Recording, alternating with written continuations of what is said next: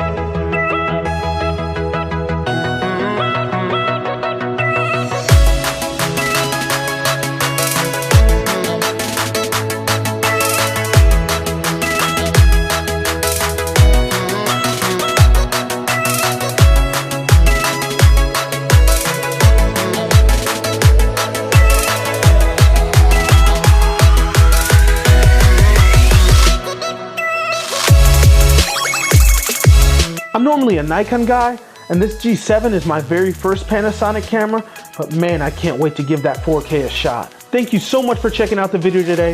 I hope you guys enjoyed it. Be sure to like, share, and comment down below if you have any other questions, or let me know your feedback and some recommendations on the G7. This is Johnny G. I'm peacing out.